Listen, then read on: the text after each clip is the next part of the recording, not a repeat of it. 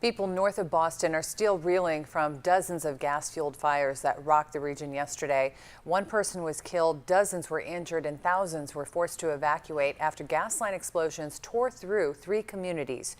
Channel 13's Mike DeSilva joins us now with an energy company based here in Des Moines, and you talked with them a little bit about the safety precautions and what it really takes to monitor these lines and the gas pressure in them. That's exactly right, Sonia. There are still lots of questions that remain surrounding how this happened, but investigators are focusing in on overpressurization of a gas main owned by Columbia Gas as the potential cause. The gas utility had been upgrading equipment in the area. I grew up in the Merrimack Valley in Andover, and I spoke with some folks who still live there today to get reaction.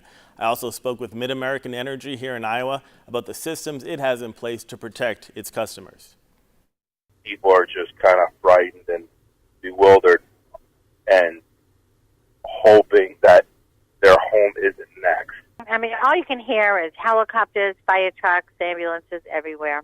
People who live in Lawrence, Andover, and North Andover, Massachusetts use words like scary and unreal to describe what they've witnessed and experienced over the past 24 hours. Like our police officer said last night, he drove down, he said all he could think of it was like an Armageddon, because it was pretty scary last night when you were driving down the streets and seeing fire trucks from towns, oh my gosh, like from Hampstead, New Hampshire, from everywhere. I mean, they had a 10 alarm, I think it was a 10 alarm here. It's definitely somber. It's definitely a sad moment, sad situation.